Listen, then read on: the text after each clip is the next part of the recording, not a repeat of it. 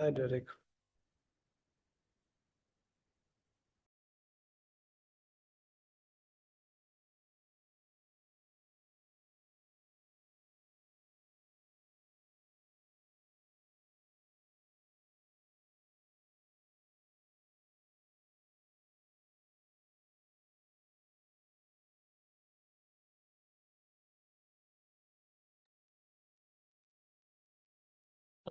Hi, Siddharth, Kirti, Sindara, Akansha. Hi, Derek. Nice to How meet are you, you? everybody. Good, Hi, good. Professor Derek. Hello, Professor Derek. Greetings, all.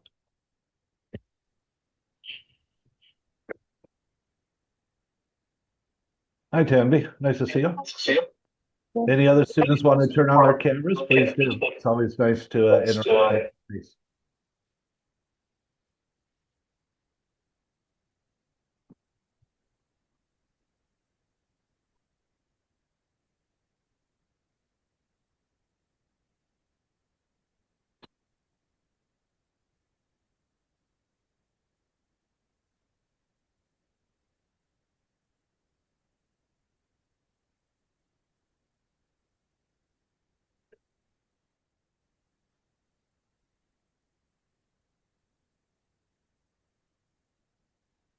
All right, why don't we go ahead and get started? Ed or Alicia, are one of you going to MC, or would you like us to do it?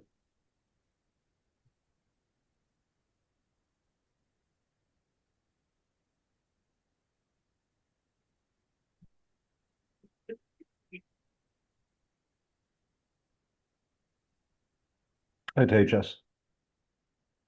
I can do it. Hi, Professor Derek. Hi, everyone. It's okay, Alicia. I think we can do it, so I appreciate it. All right, well, welcome everybody. It's been about a week since I've seen many of you. So welcome to the second session of the Prestige program. Tonight or this afternoon, I guess as it may be, we're really going to kind of give you an intro to what's coming up with respect to your semester one courses. So you have not necessarily your course instructors, but we have representatives from all of the courses that we will be offering. And the goal is I'll ask everybody to, of course, introduce yourself, and then you can give a little bit of a description of the course and what the students can expect. And then at the end, we'll come around and we can answer some questions if that works for everybody. All right. Well, I met you last week. There might be one or two new students out there that didn't attend. So I'm Dr. Derek Lindquist. I'm the dean of the school. Um, we were started back in 2019. We've just finished 5 years, so it's an exciting time for us. And we're happy to have batch 2026 join us. So every year I've set out to teach the incoming students. I think it's important for me to have the opportunity to get to know the incoming freshers, at least some of them, so I can, get to know the students firsthand. And so this year I'm going to be teaching Introduction to Psychology. Um, Essentially, the course is in the topic or in the title. So this is meant to be an overview of the field of psychology as it stands in 2026. And so the goal is really to kind of give you an overview. Um, I think we went through the curriculum last week, so I think you all know what you're taking. So intro is one of six. And the goal here is, again, really to kind of give you a first brush at what psychology encompasses. Is certainly not exhaustive. There are many areas of psychology that we simply don't have the time to go into. But we'll be looking at the psychology findings, the underlying theories and ideas that sort of probe those outcomes, and trying to put it into the context of what psychology is as a field. The goal here is that you get, again, sort of that rudimentary understanding. A lot of these areas we'll be talking about, you'll take a full course on. But again, it's meant to kind of whet your appetite in terms of what is to come. And so the course is really sort of a historical overview, I guess you could say, initially. We'll talk about some of the research methods that we use in psychology. And I will just say at the outset, I've said this many times, that for some students that say, oh, research, I don't really care about that. But you have to recognize that pretty much everything we know in psychology. All of our findings, all of our knowledge has come through research. So it's important for all students to have an understanding of what that entails. We'll then talk a little bit about the brain and how it operates, the goal being trying to understand how those neurons work and ultimately how different areas of the brain interact and engage to provide the foundation for a lot of the psychological phenomena we're interested in. For there, we'll talk about emotion and motivation. What are emotions? How do we understand them? We'll go into some topics on learning and memory. Not just what learning is, but there's a whole field called learning theory where we try to understand what are the sort of basics, what are the processes that underlie both our associative and non-associative learning. From there, we talk about intelligence. Is there just one type of intelligence or is it more? Personality. You think about who you are. Those traits, are they static? Right? For a lot of you out there, 17, 18, 19 years old, I suspect you're very, very different from when you were 10 years ago. So how do we think about personality in the instant or in the moment, but also how do we think about it over time? And then finally, we'll talk about social psychology, one of the really big areas of psychology in terms of how we interact and engage with one another. And we utilize what we call social cognition and behavior with respect to other people and other groups. And then finally, we'll talk a little bit about abnormal psychology or psychopathology. This is really the various aspects related to mental illness. So we're going to try to understand the underlying causes or the etiology, as we say, the symptomology, and in some cases, maybe even the treatment as well. So it should be an informative class. I think a lot of the students enjoy it. It's that first semester. So again, it's nice to have a sort of an overview of reviewed course as you go forward in time. All right, so that does it for me. Next up, I think we have, well, why don't we do the first three? So we'll do intro development cognition, stress management, and then the CTAW. Does that work for everybody? Yeah, I can. All right, Kira, you up next? Yeah. All right, over to you. All right. Thank you, Professor Derek. I'd like to share a PPT. I've made a small PPT, so I'll just take a few minutes.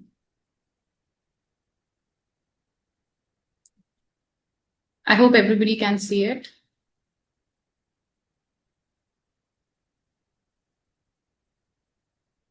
Yep, I think you're good to go. I can see it. Okay.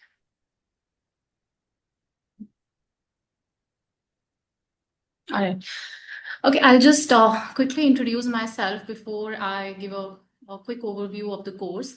Hi, everyone. I am Kirti, and I joined JSPC in 2022. And since then, I have been working with the department, and it has been a great experience. I teach different courses, but today I'll be talking about development across the lifespan. This course specifically is also my research area because I work in the area of adolescence risk-taking and decision-making. So let's just try to understand what this course is actually about. I'm sure you must have, some of you might have a little bit of understanding of what developmental psychology is all about. But in undergraduate, we tend to focus a lot more depth in terms of what this exactly do we do in developmental psychology, and not just infants and children. It's a lifelong process that we are trying to focus on.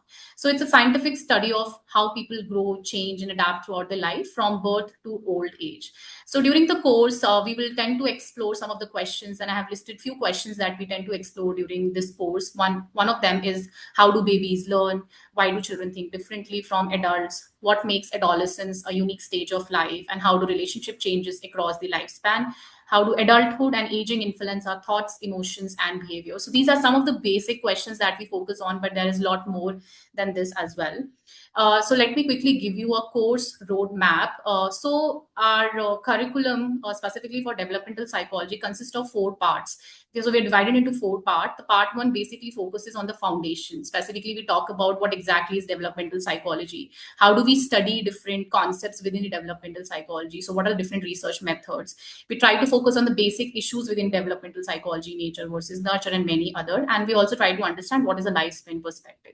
Then we have another part two, which focuses on biological and physical development, which try to cover across from prenatal development to aging. And it consists of physical development or little bit of brain development and other kind of motor development. So these are the main focus areas. Then we have part three, which talks about cognitive development. Then this is also across the lifespan.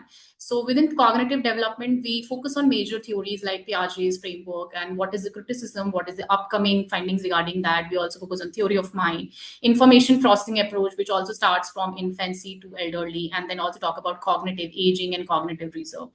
Then within the part four, we have social and emotional development, which also talks about some of the major topics like attachment, parenting, identity, Erickson's theory, moral development, gender development.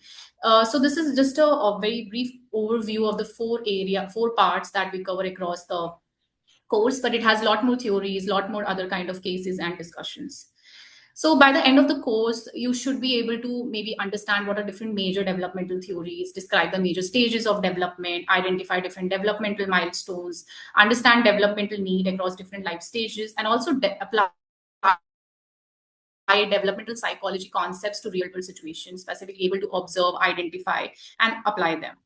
So as part of this course, we have four components. One is the presentation component, which consists of 20% of the wastage. Then we have midterm exam, which is again 20%. Then end term exam, which is a 50% of the course, and the class participation, which contributes to 10%.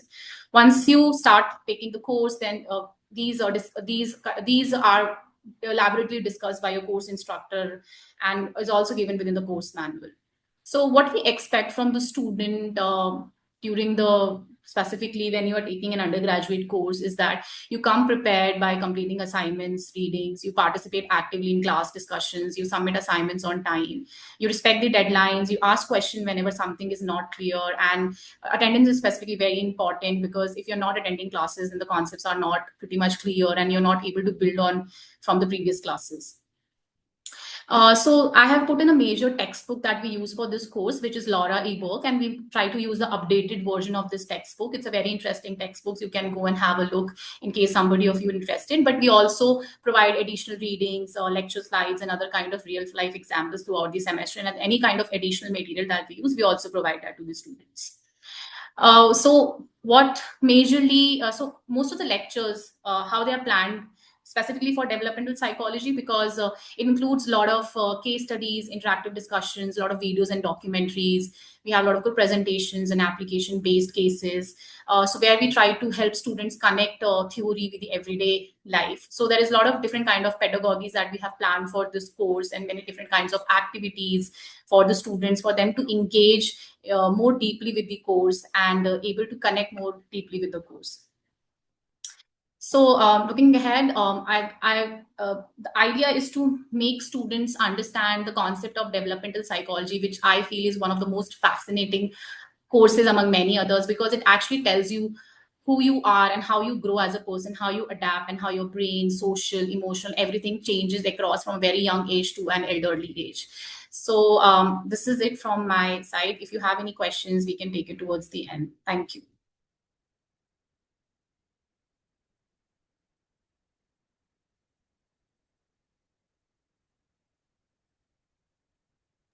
Oh, there we go. Hi, thanks, Kirti.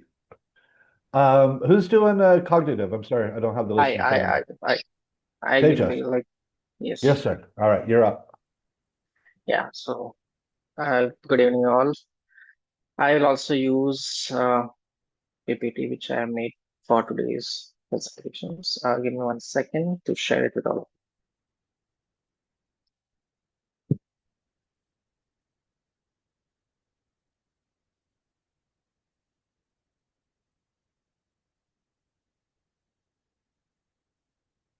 I hope it's visible and I'm audible. Yes, sir. It is visible.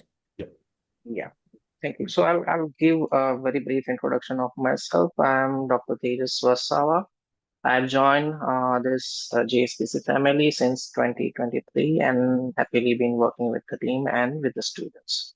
I have taught different subjects, but this times we are going to teach cognitive psychology. So I'm going to brief because a lot of things Kirti and Professor Derek have also covered. So I'm going to give you a very brief overview of the subjects, what we are going to offer within this sessions semester, right? So primarily what this course is going to offer. So overall, the central objective of this subject is to understand how a cognition works, how this cognition process is governing human behavior, right? So how you are, how the information, your brain is taking the information, how it is utilizing those information to store, retrieve, and to utilize into your daily day-to-day life. So this part of your cognitive psychology is going to be spread across the multiple chapters, which are separated into attention, sensation, perception, memory, intelligence, and language.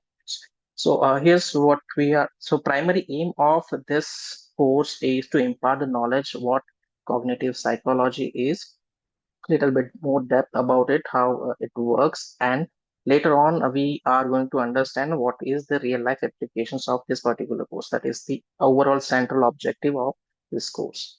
Let's just go through the course structure. So introduction to cognitive psychology, which will be initial part where we are going to give you a brief overview how this cognitive psychology as a separate discipline has been emerged within the psychology. Yeah? So there will be some brief idea about how different experimental psychologists have emerged to develop a cognitive psychology as a field.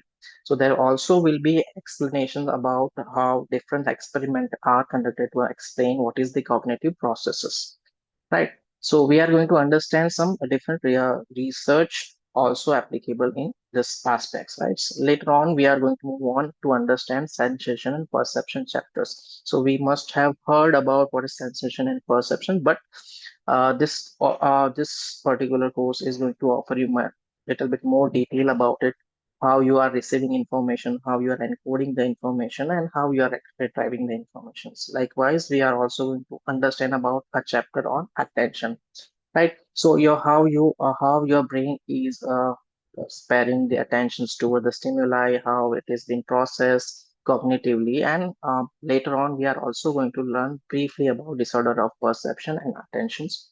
Later on, we have entire chapter on memory, which includes short-term memory, long-term memory. Later on, we are going to understand about thinking and problem solving, primarily a part of intelligence. And later on, we are also going to understand what is disorder of thinking and problem, briefly, language, disorder of the language, and cognitive and emotions. All these chapters includes primarily um, a lot of experiments, very initial experiment, which have given rise to the cognitive psychologies. How each experiment is explaining how does your memory works, how does your attention works, that we are going to understand. So there are a lot of theories and there are a lot of experiments which are quite interesting to understand how human brain works, how human brain incorporate information, processes the information, and how it helps to work on our day-to-day life. So there is a brief intro overview about the course structures which we are going to offer throughout your semester, 14 or 15 weeks of semester, right? So more detail we all instructor are going to give you once the semester is beginning. In that, we are going to provide you much more detail about this course, right? I'll move on towards the assessment part. In this assessment, we are going to give you, there will be class participation 10%. There will be application based quiz, which will be 20% of 20 marks.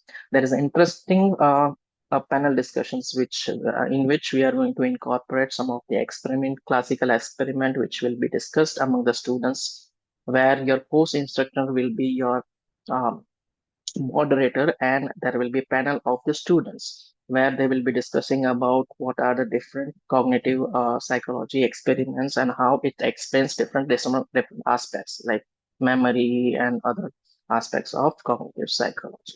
So that's a brief idea about your evaluations. Uh, which About course material, we are going to utilize two textbooks mainly, which is David Groom's and Goldstein's Introduction to Cognitive Psychology and Cognitive. Apart from this, we are also going to give you a different case study materials, online materials, some research articles to explain more detail about different aspects of cognitive psychology. Right. Rest of the things, I think the previous instructor have already covered. So the questions on these aspects we are going to take towards the end.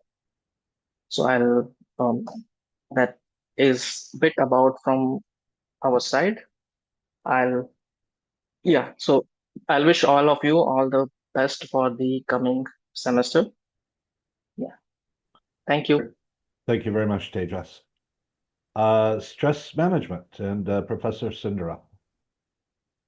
Good evening, everyone. Thank you, Professor Derek, for handing it over to me. Let me just present. I think Tejas has to stop presenting.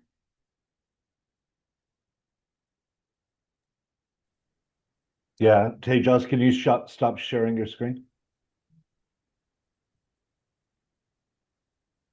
I tried to override it. Is it visible now?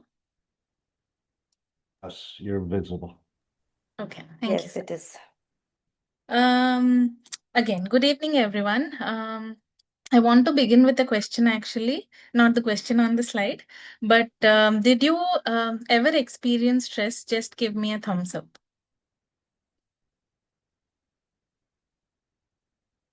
Nobody experienced stress? Okay, maybe something like exam anxiety or anything like that. Yeah, Professor Sindura, they're giving thumbs up. I think that's I not can see. visible. Thank you. Yeah, thank you, Kirti.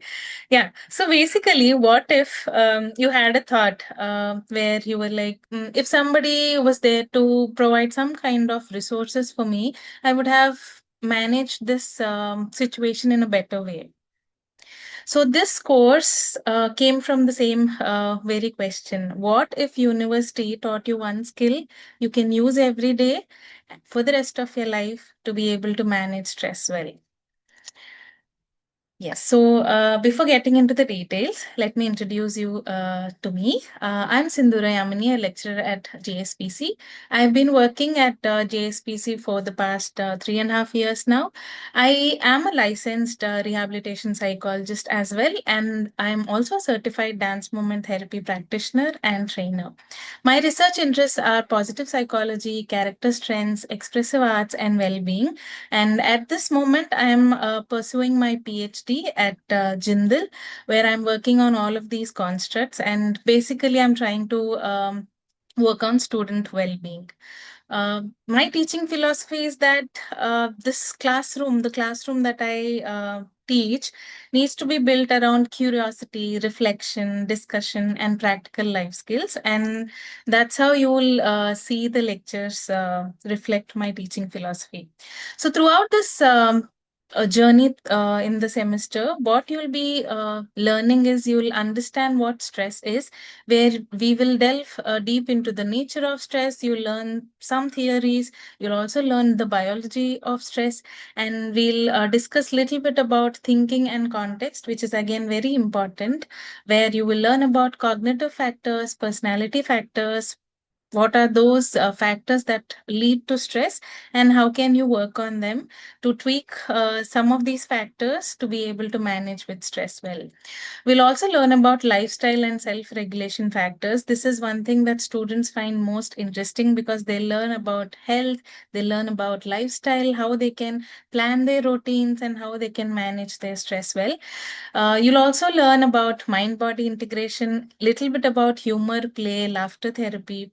We will delve deep into expressive and creative art therapies. Again, that is coming from my specialization. So I'll try to include activities where you can learn expressive arts or creative ways to manage stress. You'll also learn about healthy thinking patterns. You'll learn about how to communicate effectively, how to maintain relationships even when you're experiencing stress, how to say no, how to be assertive, how to draw boundaries, physical and psychological boundaries as well. And towards the end, the goal is that you'll be able to create a resilience plan that can be used for the rest of your life, which can make you better deal with the stresses in life. So basically, you will gain practical knowledge about sleep, nutrition, mindfulness. Again, this is not going to be a boring subject where you will sit and meditate in class. Definitely no. I know that most of you must have already done something around meditation.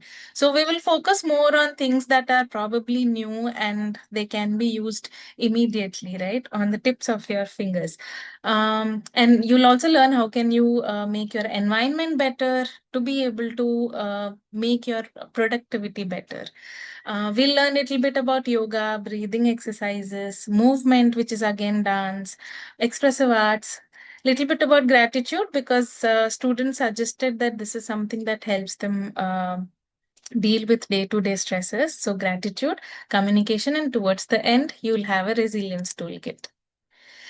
How this course is different is that you will not learn about you'll not just learn about stress, but you'll understand why it happens, how it affects brain, how it affects your relationship, your social life, and everything around it. You will learn to develop skills that will help you thrive in university, in your work, and also in your life. This course will be majorly having discussions. We'll do a lot of activities and you'll also do a lot of self-reflection where you'll be able to trace your stresses and then work around them. So by the end of the semester, probably if you follow all the instructions well, if you follow all the lectures well, you'll be able to recognize your personal stress patterns. You'll also be able to manage your emotions. You'll be able to improve resilience and psychological flexibility. You'll use all the techniques that you'll be learning in the classes and develop a lifelong personal resilience plan. So when you look at the assignments, they are not like assignments. They're designed as 3 challenges that can help you build on something that you can use for the rest of your life. So initially for your first challenge, you will become a detective, stress detective, where you'll try to see what are the threats to your well-being, what are your triggers, what are your emotions, etc., etc. You'll be given all the instructions once you are in the class. And then for your second challenge, you'll be building emergency stress kit where you will be able to identify certain factors that are actually helping you get better, that are actually supportive in your environment. They can be your relationships, they can be something like a soft toy or something that you actually take into your life, which can help you get deal with stresses in a better way. For the third challenge, you will create a resilience workbook. Again, this will be done in consultation with your course instructors. What you will be doing is throughout the semester, you will be doing some activities that will go into this workbook and you will be given marks for that, for finishing the activity, right? Class participation is about 10%. You're expected to be present in the class mindfully. And your end term examination is about 30% of the marks. What I hope you'll bring into the classes, be curious, respect each other's boundaries, some honest participation, academic integrity, and also a willingness to step outside your comfort zone because this requires you to participate in activities and be more proactive. Stress is inevitable, and learning to respond to it is a skill. And let us learn that skill together. Welcome to stress management. Finally, before leaving, these are the books that we'll be referring to. The main textbook per se is the first one, and we'll be referring to the techniques that are given in famous books. And these are the books that I will be referring to, and you will be given, you can access all these in our library. That is it from my end. If you have any questions, you can ask once the presentation is done. All the presentations are done. Thank you. Thank you very much, Sindhura. Certainly a course that I've heard very, very positive feedback over the years. So next up, we'll do critical thinking and academic writing. This, instead of us just teaching you, the goal is to build up a skill set for you. So Professor Akanksha?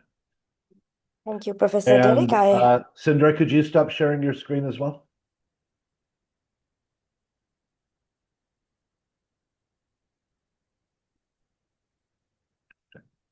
Yeah, thank you, Professor Derek. I hope I'm visible and audible. Yep, all good. Okay, I'll start sharing my PPT and then I'll start with the brief introduction.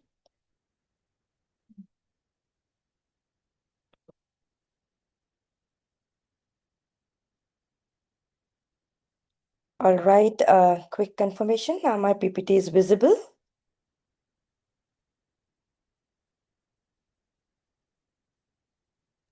Yeah, it is visible. Okay, thank you. So very warm welcome to all the newly joined students. I am Dr. Akansha Srivastava, and it has been 3 years with me into Jindal University. And I am also the Associate Dean for Student Internship as of now. So let's start with this journey. So the paper which we are going to take up will be critical thinking and academic writing. And before I start this presentation, just let me ask some few questions. You can use the chat box. So the first is, I am aware about APA. So please use chat box and indicate yes or no. I am not able to see, but okay. Now I can see it. Okay, right. I can see a lot of answers coming up, and most of you are saying yes. There are some no's, but no worries. Whatever be the case, we will go through this. Second question is, I am not able to move my PPTs. Try taking out of the Yes. screen I'll mode. just. Yeah. I think there is some problem.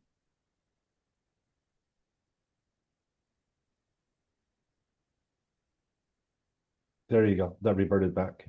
Yeah. Okay. Next question. Please use your chat box to indicate I'm aware about APA manuscript writing format. All right. So here it is no for most of you. Some yes are there. That's an added advantage. And the last question is, I would like to learn how to publish journal or research articles. And yes, most of you are saying yes. So if your answers to this is yes, welcome to the course of critical writing and academic thinking. So let me introduce this course to you. So what is the course description? What is this course all about? So this course actually dwells with kind of academic writing, which will teach you to be better communicators in your personal as well as your professional lives. This course will also enrich you in terms of research article writings, or what we call as scientific article writing. So we will be doing number of activities, number of exercises to make you understand what research papers are. And the emphasis will be more in terms of using academic and scientific writing styles. And of course, we will be doing it in a very technical way. So we will be learning all about the basics of APA. So what are the learning outcomes? So what we expect that once this course will be delivered, the student would be able to understand the nuances of research and academic writing. They would also understand how effectively you can integrate technology along with lot of scientific overview and the work.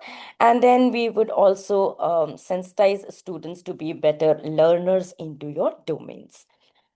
What is the structure of this course? So in order to see the structure, so we have divided the course into three basic structure. The first is the theoretical aspect of academic writing. So here what you will see that within different weeks, you will be understanding the introductions, styles, and majorly the important topics. Then you will also talk about the technical aspect, which will teach you about APA. And when I talk about the American Psychological Association, we will be using the APA manual to learn about how to format the manuscript, how to do editing. We will also be talking about manuscript writing in psychology.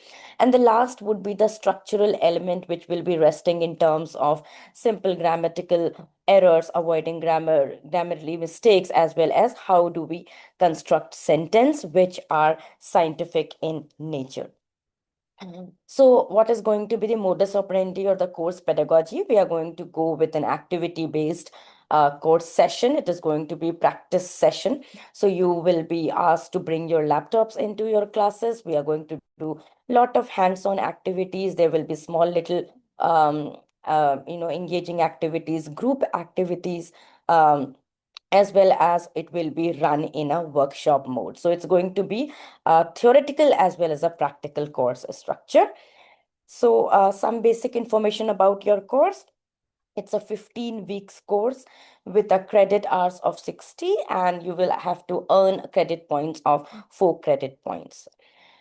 So who are going to be your instructors? So as of now, we are going to be your course instructor. It will be done by me, that is Dr. Akansha Srivastava, along with Dr. Nitya Prakash. So what skills are we expecting that you will be engaging? So when it comes to critical thinking and academic writing, you are going to go with a number of soft skills, which will be more in terms of analytical thinking. You will be able to solve problem solving. When I say problem solving, of course, through academic writing, we will try to solve some real world problem. You are going to be better in terms of communication, in terms of effective communication. It will enhance your research skills by providing creativity and innovation. Argumentation and persuasion, these are two very important skills when it comes to writing or delivering a research paper. And most importantly, students will be learn to indulge into self-reflection as well as your presentation skills. So how are we going to evaluate these these skills? It will be done through certain evaluation and grading combinations. So first is your class participation. So what we expect that you please be consistent as well as regular in your class, participate in almost all the classes, provide answers to the question, and be a part of the class. Then your first assessment will be presentation along with a viva. This will be of 30 marks. So most importantly, 20 marks of presentation and 10 marks of individual viva. You will also be having one in-class written assessment. So this will be like a quiz where you will be given subjective as well as objective questions. And then you have a end-term closed book examination, which will be held on Metal Mercer platform. So we will be briefing you in more detail when we will be meeting all of you in class. So total composition will be of 100 marks for you for this paper. So if I have to introduce the overall course progression, so what we are going to see is within from week 1 to 3, this course will be more in terms of foundation of academic writing and writing elements. Week 4 to 5 will be divided with critical reading, paraphrasing, summarizing, and writing accuracy. Within week 6 to 8, we are going to master APA style, manuscript formatting, abstract writing, plagiarism, and referencing. Week 9 to 11 will be literature review, peer reviews, and journal publication skills. And week 12 to 15, we will be talking about assessment and professional writing, CVs and articles, reflections, and revision. So this is going to be your course flow. What textbook we are going to read? So we will be using Bailey academic writing. We are going to also work with American Psychological Association publication manual of APA, Hartley, and then of course a research paper as well as practice exercises. So you will be shared all these resource material along with PPTs. So if you are curious for this course, please be with academic writing. Thank you very much. If you have any question, we are ready to take it up, or maybe after the end of the presentation. Great. Thank you very much, Akansha. Finally, I'm happy to introduce the perennial fan favorite of statistical methods for psychological research. So this is Professor Siddharth. I'll turn it over to you. Thank you so much, Professor Derek. Hello everyone, I'm Dr. Siddharth, and here I am assistant professor in the school, and I joined JSPC in the last semester. In the last semester, I was teaching industrial and the organizational psychology, and this semester I'll be teaching the statistical method for psychological research 1. So I know that most of you are aware with the term stats and the research in the psychology. So first of all, I would like to, congratulate on becoming the part of the Jindal School of Psychology and Counseling. And you have chosen a field that is not just about, studying people, but it is about understanding why people think, feel, and behave, the way they do. So I would start with a very I would say simple question, that how many of you use the Instagram, YouTube, Spotify, Netflix every day? If you can give me a thumbs up. I can say most of the people. Right. But now think about this, that why does Instagram know that what you like? How does Netflix recommend your next favorite show? How do company know what products people prefer? The answer is data. The data become meaningful through the statistics. So when we talk about the statistics and research in the psychology, research and stats are actually inseparable part of the psychology. And research is to see what everyone else has seen and to think what nobody else has thought. And the stats is the supporting measure in the research. So let me share the PPT to start with.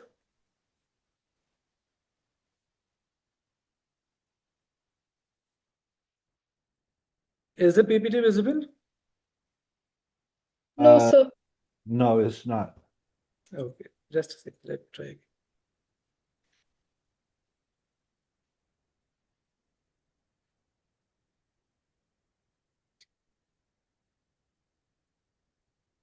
Is it visible now? Please let me know. No, unfortunately. Not yet, sir. Let me check. Let me check.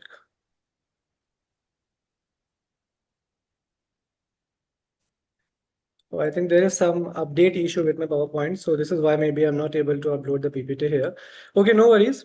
So this particular course is designed to introduce you to the foundations of the stats or the statistical thinking in psychology, and you will learn descriptive and the inferential stats here. These are two major areas. Descriptive stats mean how we can provide description to the data, and inferential means the final making the final conclusion about the research and everything. Understanding variable and sampling, perform hypothesis testing. What kind of stats you will be doing in this paper? The statistical method and psychological research 1. It is going to be a kind of hypothesis testing only. The use of statistical software such as PSPC, JSP to analyze the data. And by the end of the semester, you will be able to learn so many statistical terms such as, and by the end of the semester you will be able to understand the research design, how to analyze data, what are the major statistical method, also about creating graphs, the statistical software such as PSPC, SPSS, and you will start thinking like a researcher in the field of psychology.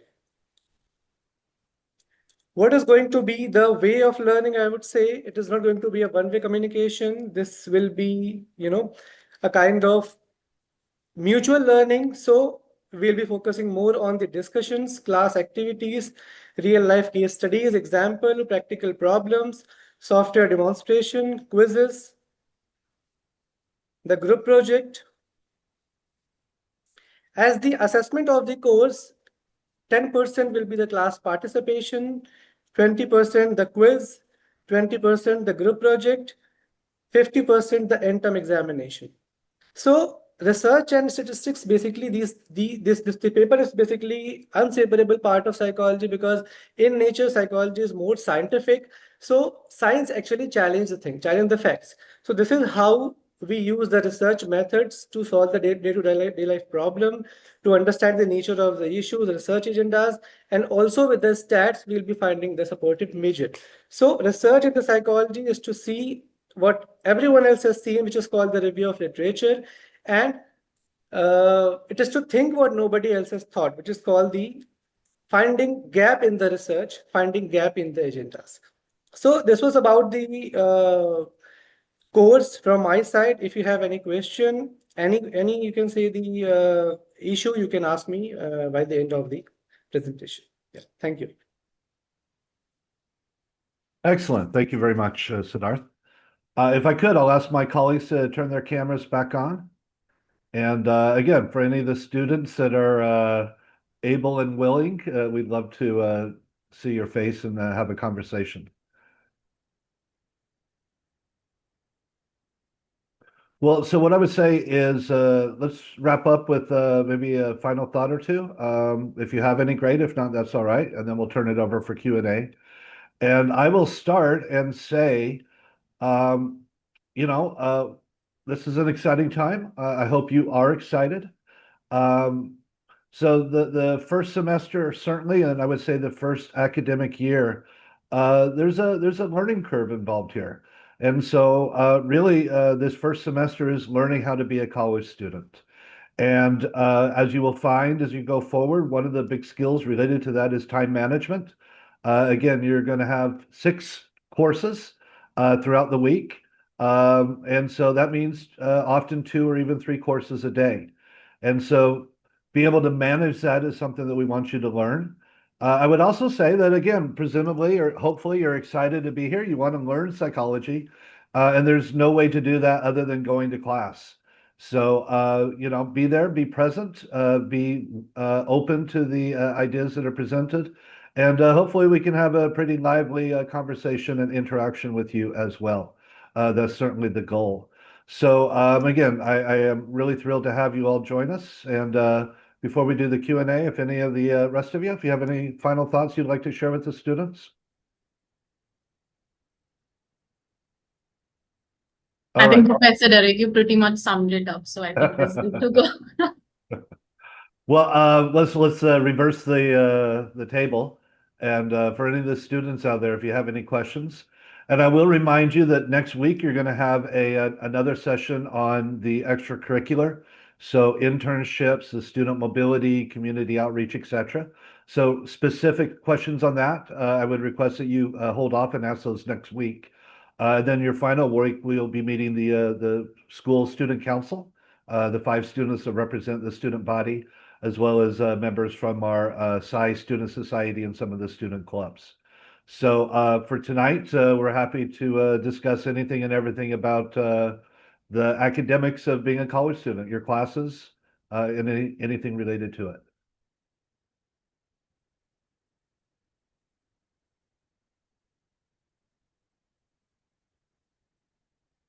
Yes, ma'am. Pretty. Please go ahead. Hi, so I just had a question regarding the college, the study material that we'll be getting in college. So will all the study material that we get be like online, or is there anything that we can buy or have a hard copy? Again, I'll answer. If anybody wants to follow on, feel welcome. I think all of the material that we use as a school is going to be digital. So for textbooks and other things, it's going to be PDF. We do have a library. I assume they have a copy or two of most of these books. So if you like the idea of sitting down with a book and reading, certainly you can take advantage of that as well. But you know, for ease and cost, it's just easier to share digital information at this point. Okay, but good question. Thank you. Mr. Derek, there's a question in chat as well. Please go ahead. Somebody's asking, I wanted to know as well, we'll be requiring a laptop.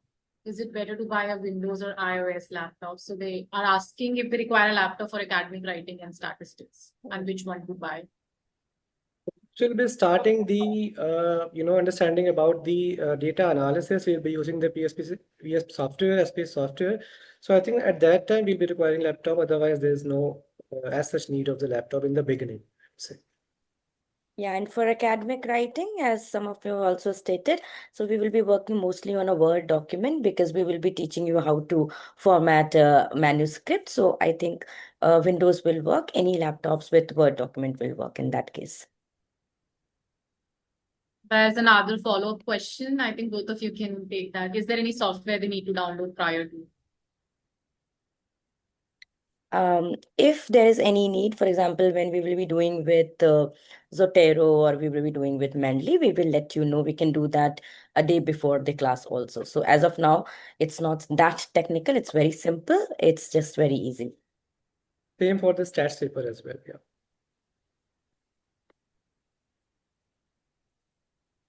There's another question. They want to know if the process of selecting the courses, or are all courses mandatory? Sure, I can Does take it- that, Sanvi. Yeah. So this semester, all of your courses are what we call core courses, compulsory, mandatory. So as we discussed last week, you will have the opportunity to elect your first 2 elective courses beginning with the spring semester.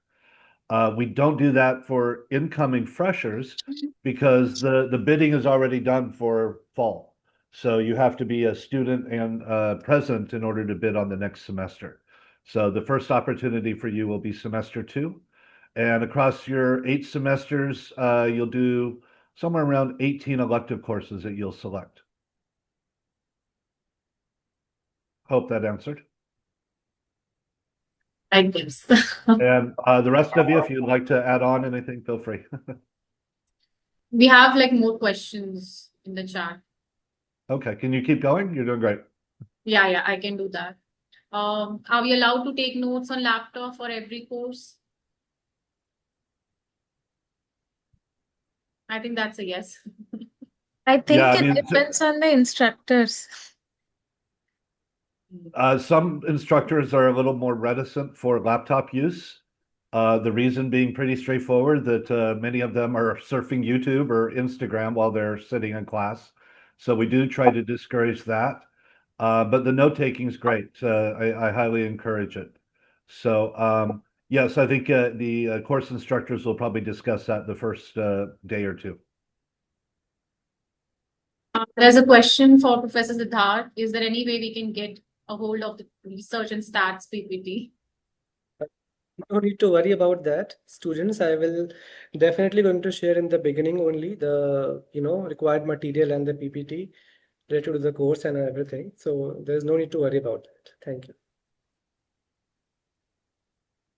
I think we don't have any other questions. Okay, one more. Can we change from BA to BSc after semester 1? Professor Derek, I think you can take that. You can. So this is something we'll begin talking about at the orientation. The decision to pursue the BA or the BSc honors degree is a really important one. That will take place the second half of the spring semester, so semester 2. And then the segregation begins with semester 3. That's when we have BA honors, and they have their own courses, their own sections, and the BSc will have their own sections and own courses. So I want to emphasize, I've said this last week, I'll say it again. Once that decision is made, we will give you lots of advance notice, but once the decision is made, there is no going back. It is a hard and firm decision. So something we will encourage you to discuss with your parents, with your batchmates and your elders and others as well. But again, we'll talk about that multiple times in the coming 6, 7, 8 months.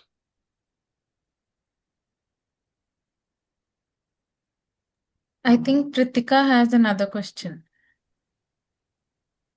I had 2 questions. One was, so I do not currently have a laptop of my own. The one I'm on is my parents, but I do have a tablet. So will that be enough, or do I require to buy a laptop?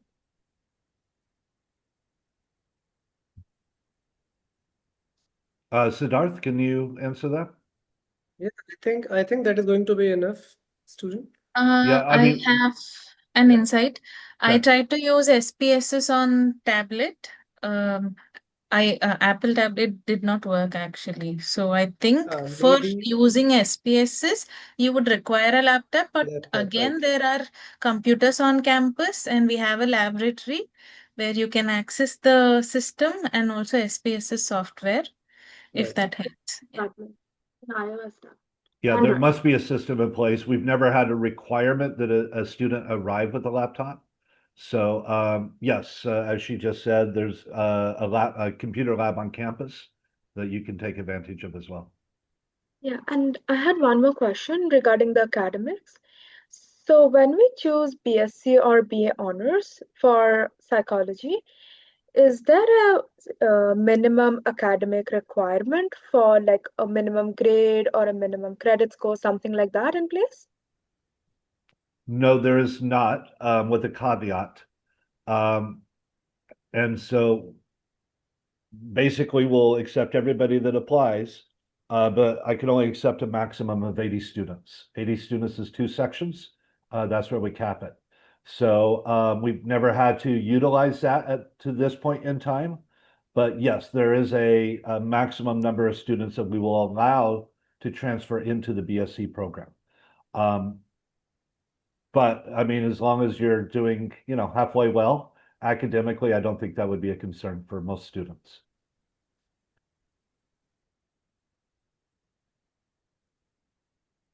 Yeah, Vandita has another Yeah, question. please. Yeah. Hello. So I had a question about the electives.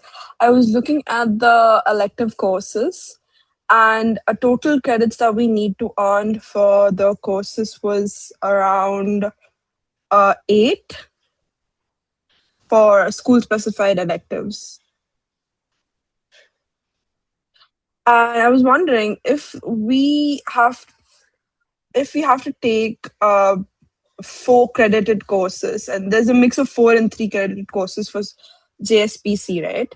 So if we, as someone who wants to do BA, I was looking at the credits that you need to earn. You need to earn a specific amount of credits, right?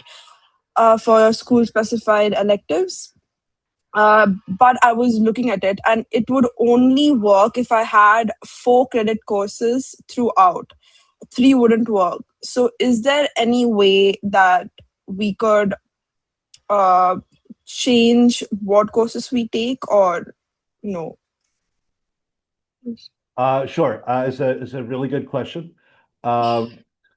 Not one that you really need to worry about. So here's the way it works. Is you're right. Most of our school-specific electives are 3 or 4. Most are 4. And school-specific just means they're electives offered by our faculty specifically for our students. But because it's an elective, our students bid on them just like they would any other elective. Okay, so you have to take a certain number of credit points by the time you graduate with those school-specific, or if you will, psychology courses. And to be clear, it's not just ours. We have a sister institute called JIBS, Jindal Institute of Behavioral Sciences. They offer elective courses as well. That works fine. The cross-listed is you can take anything. It's not specific to psychology. So you can take a business course or a language course or a law study course or whatever. Outside of our school, the courses range from 1.5 credits to 4 Yeah, to credits. 4.5 credits, yes. So again, it's really, you have to, at the end of your 8 years, you have to have 196 credits. So if you're a credit or two short one semester, then you have to take a credit or two more the next semester, and vice versa. If you end up with 26 credits one semester, then you could go down to 23 or even 22 credits the next semester and still be on track to graduate. So we don't encourage our students to take a lot of courses, and your first 2 semesters are 22 credits. Semester 3 through 8 are 24 credits. But a student can, although only on rare situations and only with my approval, take up to 32 credits. Again, hopefully that would not occur except for under very rare situations. But semester to semester, for most students, it's somewhere around 21, 22, maybe up through 25, 26, or 27 even. So again, it's up to the student how many credits they get based on how many elective courses they bid for. Right? That's not regulated by the school. That's done by the student themselves. Yeah, I was just asking for the school specified ones. Where I was looking at some of the courses that I was interested in, it was only 3 credits. So it didn't add up to a total of 32. That's what I was wondering. Well, again, if you do 2, 3 credits in a row, then you've got 6 instead of 8. So you're short 2. So then you have to take an extra 2 credit, or so again, the numbers are going to vary semester to semester. There's some 2-credit electives that are quite popular. So again, at the end of the day, at the end of semester 8, you just need 196 credits. That's the important part. Got it. Thank you. You're welcome.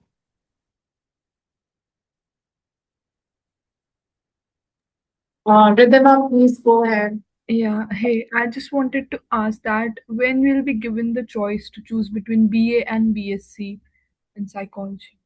Sure, you'll make that decision in the spring semester. Probably mid-March, somewhere around there. Okay, thank you so much. Okay. And as I've said, we'll talk about this. We have a brochure we'll share. We're going to have a workshop specifically to talk about the 2-degree programs. Again, we want you to make an informed choice in terms of what you pursue. And hi, Ridhima. It's nice to see you. Thank you.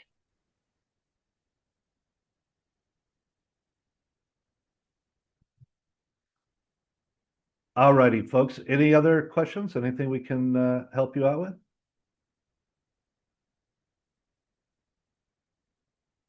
Do we get a list of things needed for college? We don't have anything formal that we share. I assume you can Google and get a few dozen of them. One thing we are doing different, and I'm a little hesitant to say it just in case it doesn't work, but I've talked with our student council and they're working on a kind of a new arrival guidebook to help the incoming students sort of navigate the campus and all the stuff that's there, hostels and mess and all that other stuff. So hopefully I have a point to add. Sorry, Sure, Professor. please. Okay, with respect to this point, I think you can also follow our JSPC page, and there's also Student Council page on Instagram. And you can get in touch with one of our students and you can ask them, because that's what your seniors used to do. In August, before coming here, they used to discuss with the students, be very much aware of what all they require, and then come to campus well prepared. Thank you, ma'am. Yeah. I don't know if you've done it, but I know past years, all of you, the students out there, start up a WhatsApp group, and that way you guys can share information back and forth as well.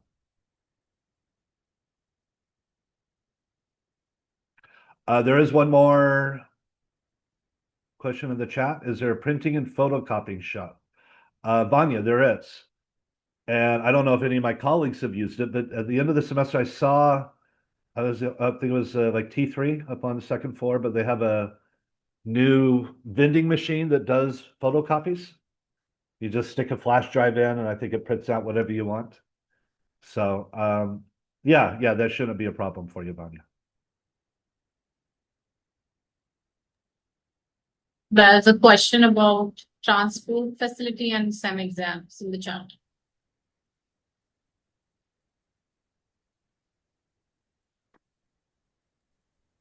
I think I can answer that. We actually do not have any transport from the airport to the university. But if you want to avail university services, you'll have to come to Hyderpur metro station, and then we have a shuttle from there. If not, you can book a cab from airport to the university. You do get cabs for a pretty much good price, so that shouldn't be a problem. Also, Savna, can you please elaborate your question? What about semester exams? Can you please elaborate? It would be really helpful.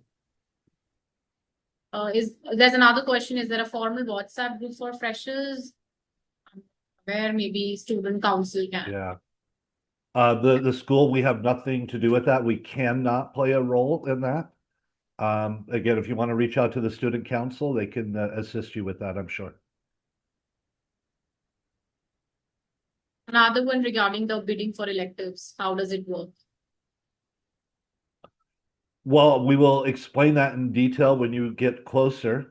But essentially, you're going to get a list of all the available courses. There will be a specific day and time when bidding begins, and you bid on the courses that you want. We have some courses on this campus in our school and out that are very, very popular. We have over 10,500 students on the campus. those popular courses go fast.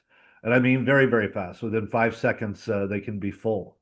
And so what we will recommend, and again, we'll share all this information with the students, but we'll recommend that you write down, your top 8 or 10 choices. So if you can't get the top 2 or 3, you just keep going down your list until you find or you're able to bid on the one that you want.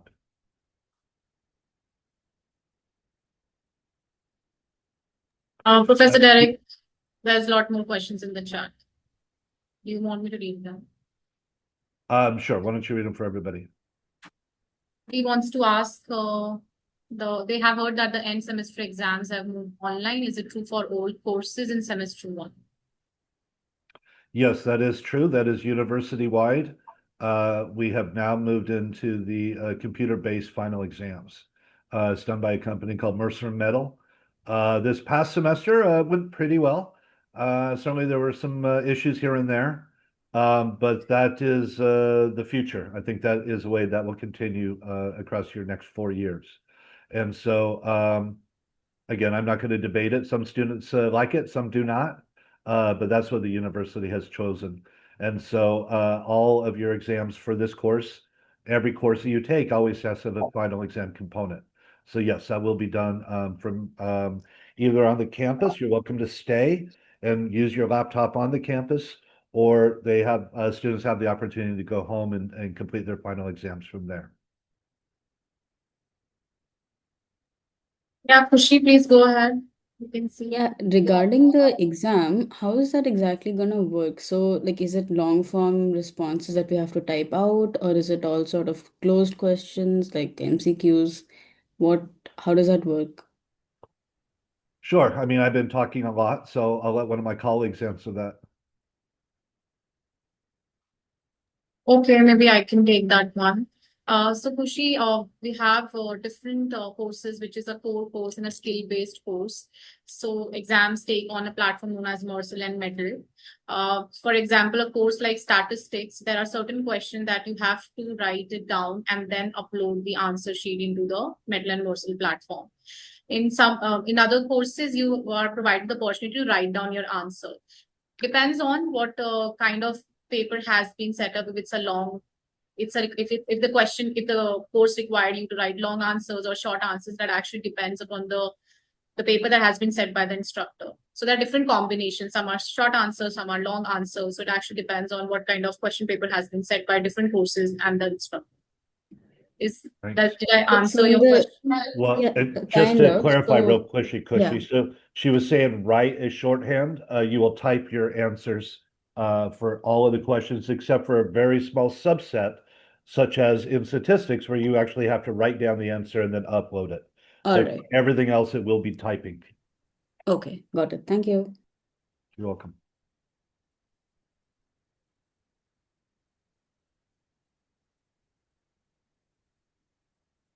I can see more questions in the chat.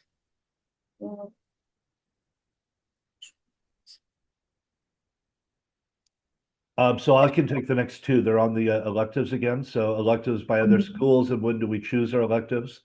So once again, for batch 26, you will choose your first electives for the spring semester. That means towards the end of fall, somewhere around November, is when you will do your bidding. And again, you don't need to worry about the details, I promise. We will have a practice bidding round for you, and we will provide all the instructions and examples that you'll need to be able to do so successfully.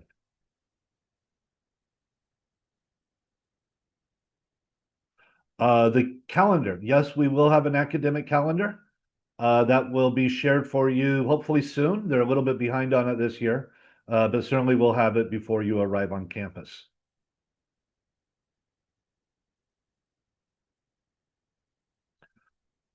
So, student, and I'm sorry, Kirti, to just have taken over. I hope you don't mind me just answering. So, Gia has asked what type of university provisions there are for learning disabilities.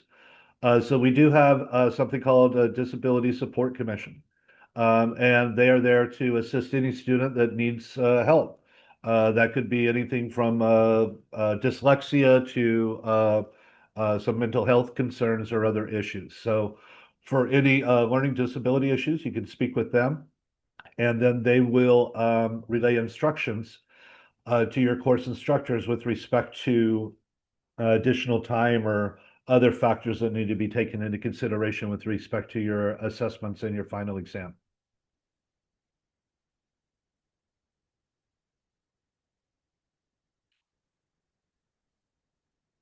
Great. Cinder is answering online. Ridima, for quizzes, presentations, and sim exams, I think a laptop would be necessary. Yes, probably. Again, I think as a college student, having a laptop would certainly be probably a positive. But again, there's no mandate. We've never had to mandate that every student arrive with a laptop. I think that's an individual decision.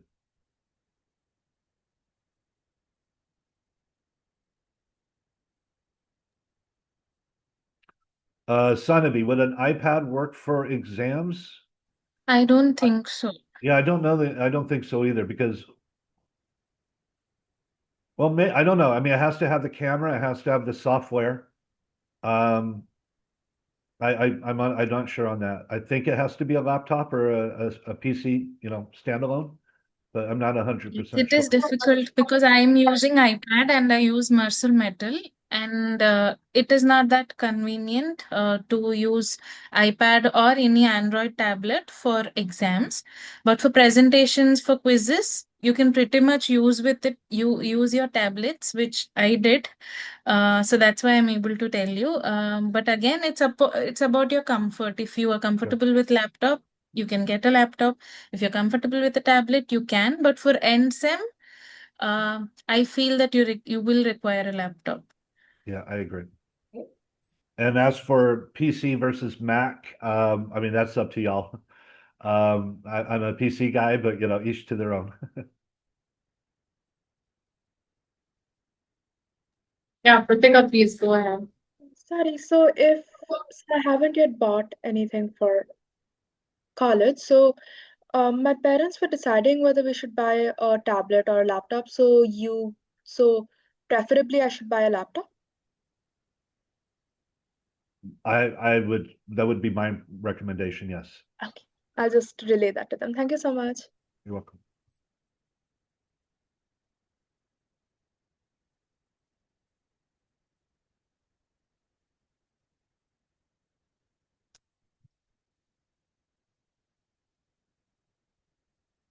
Eric is asking a question about the presentations.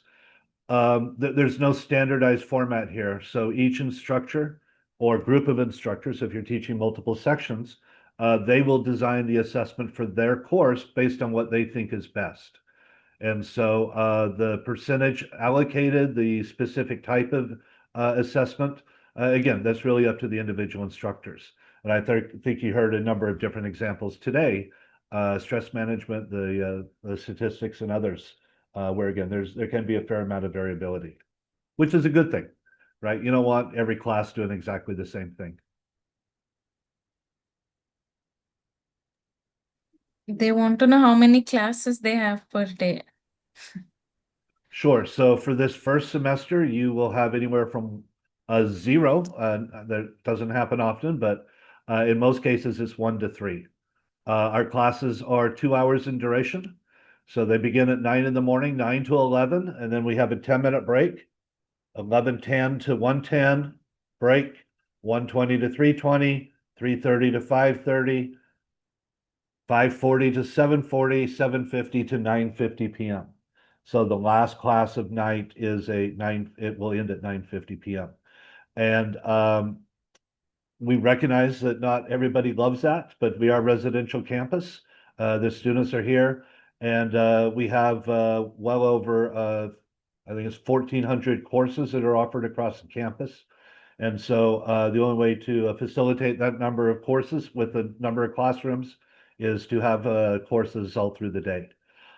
As you go forward and you start doing your electives, electives are typically, not always, but typically going to be offered in the evening. And so when you bid on your electives, one of the things you'll have to look at is your core class schedule. And of course, as a conflict, then you'll have to pick a different elective. The core classes are set, they do not change. You will have to bid on electives that fit or work with that schedule.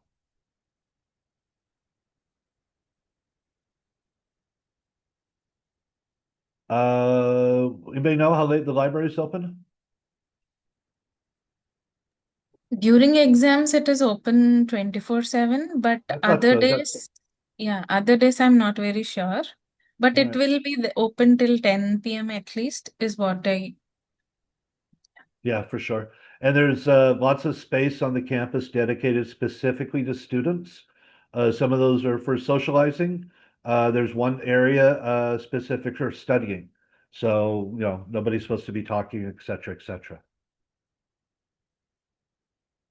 When will you get the class schedules? Those will be shared shortly. We got about a month to go, so again, I don't want to commit to a date, but certainly we'll share that with all students before much longer. All right, I can see a question which is about internships. So can I take it? Please.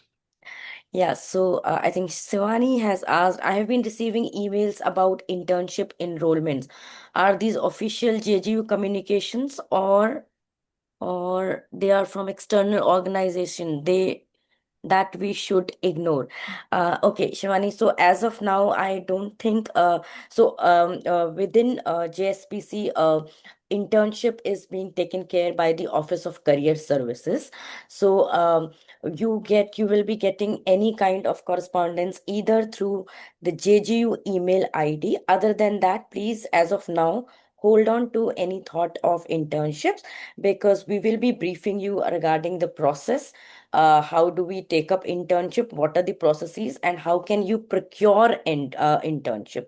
Only after these kinds of orientation, I would suggest take upon internships. And as of now, because I'm not very sure which organization you are talking about, but I think these are all external organizations and not given by JGU as of now. So any kind of internship communication will be held most probably when you will be joining and we will be in the campus. Right, thank you. I'm actually going to go a little further than that. We've had some instances of outside organization targeting our students with internship opportunities. Do not, under any situation, accept those, or especially do not pay any money. Those are often not approved by the university. They have nothing to do with us, and they're just looking to get some money out of students. So do be wary about any opportunities you receive at this point, or even going forward in time. Cushy, she's having problems with her email. I would recommend you reach out to admissions. They can help you with that. There's probably some issue on the back end. There's a question about attendance requirement. What is the attendance requirement? Sure, I must have missed that one. So attendance, again, is something that students need to think about and you know, make their best effort. So our students are required to mark attendance. We use biometrics. We have face scanning in our classroom, so it's done automatically. And our students are expected to be present at least 70% for all classes. If you do go below that, there will be a penalty, and that results in a 1 grade reduction. So if you have a B+ in your class, you will automatically be reduced to a B. Not the harshest penalty, I recognize. But again, if you generally are here to learn, if you want to know about psychology, again, independent of whether you're penalized or not, I would encourage you to attend your courses and your classes. Question, I think, is about the use of calculator in the examination of stats. I think it is allowed. You can use the normal calculator in the exams of stats.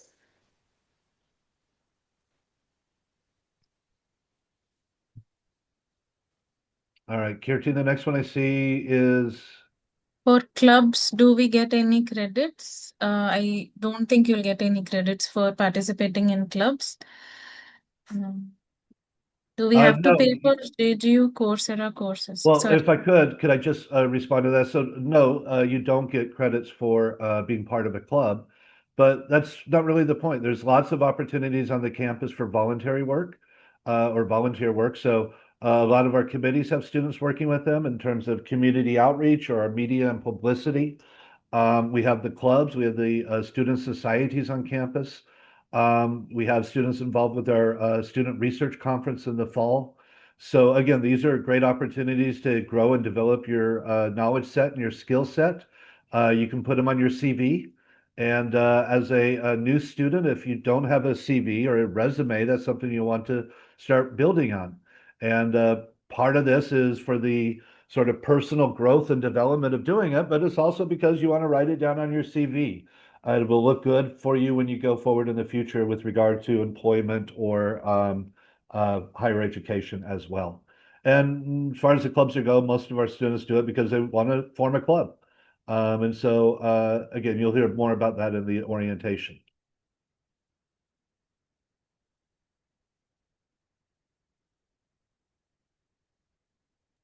There's one on the pay Go ahead. for JGU courses on Coursera.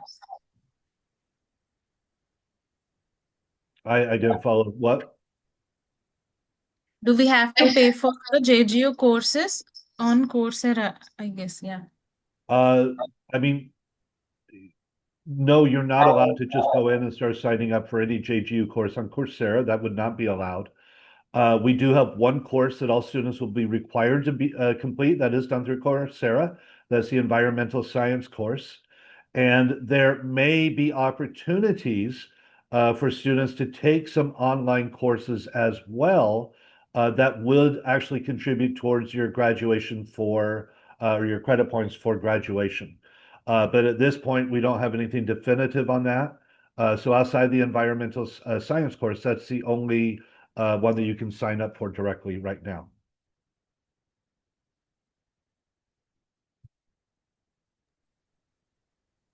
It's about the stats only.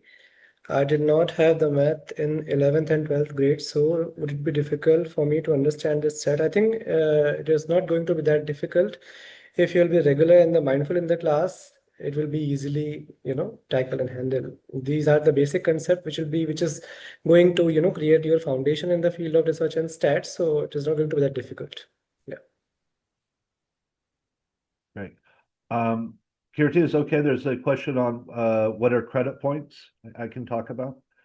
So credits or credit points are how we allocate our sort of the labor associated with each course. So 1 credit is the equivalent of 1 hour of in-class instruction per week. Our semesters are 15-week in duration. So you're looking for 1 class at 15 hours. 2 credit, like the stress management, would be 2 hours a week, and that's usually 1 2-hour session. For the 4 credit, that's 4 hours per week, so that's usually 2 2-hour sessions per week that you will have. The same would be true. A 1.5 credit would be 1.5 hours of instruction per week. So that's what those are designed to do, and that's mandated by UGC.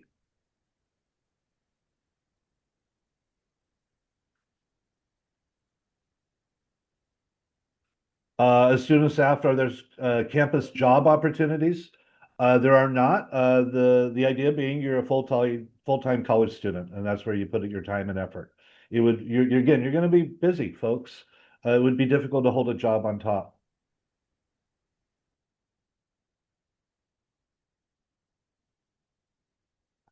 Can students become a teacher aide? Yes, that opportunity is available for students beginning in semester 3. From the school side, you have to be an associate or a full professor to have a teaching assistant. We don't have a tremendous number. We got about 10 or 12 of us at this point. And so you may have that opportunity, but it doesn't have to be just JSPC. You could apply to be a TA for JIBS as well if you wanted. So for those students that want the opportunity, it is there. And being a TA for 1 semester is worth 2 credits towards graduation.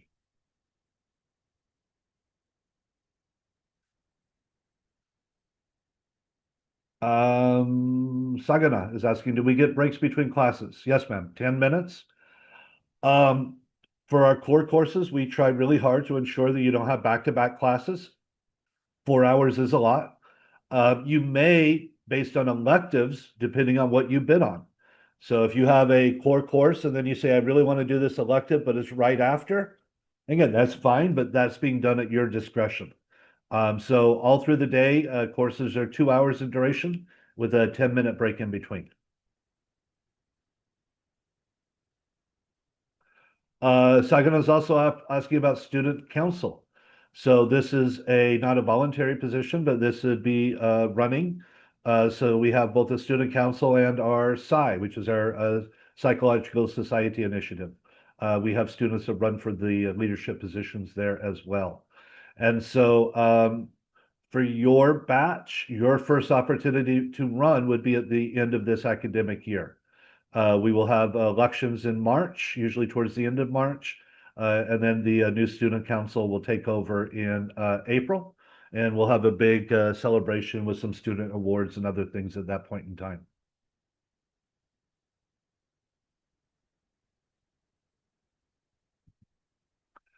Pritika is asking, do we get a Coursera or Udemy subscription for free? No, sorry. You're paying for the privilege to be on the campus.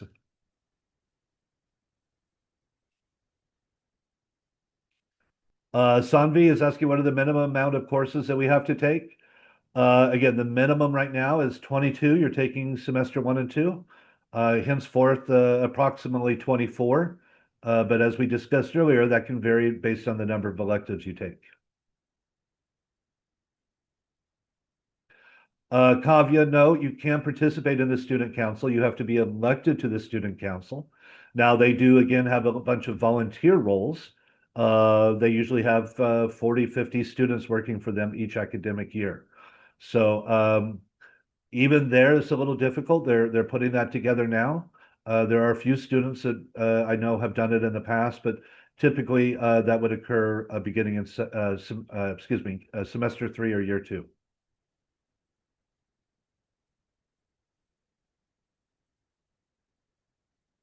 Veronica says she's got a lot of WhatsApp messages of marketing, live master classes, etc. I mean, I would be a little cautious, Veronica. I do not myself get anything from JGU directly on WhatsApp. Others can comment, but I don't know that we do. The VC will send out stuff occasionally, but I don't know of anything else. So if you're getting stuff claiming to be from JGU, again, for all students, I would be a little cautious of those messages. Sagana is asking about breaks. So you will start on August 3rd. We will finish by about mid-November. The break will then go until February 1. So you'll have about 2.5 months. We start on February 1 and we will end usually right around the beginning of June. And so again, you'll have a couple of months for the summer break as well.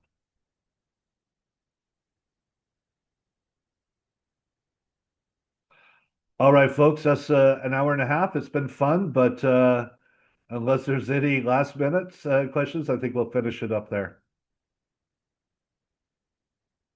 All right, well, thank you all, and we really appreciate you joining us today. I do hope it was informative, and we'll be holding the third session next Thursday at 4 p.m., and you'll get more information in the coming week.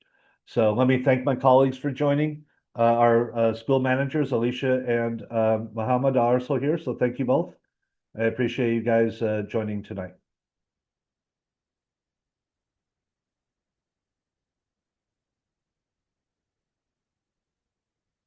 All right, thanks all. Bye-bye.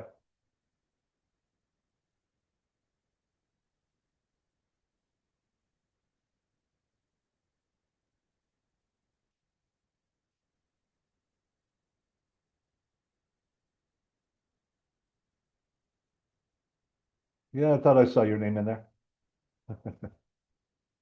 You're on mute. Oh, hi, Derek. Hi. We How'd your finished the. session go? Oh, you have to go?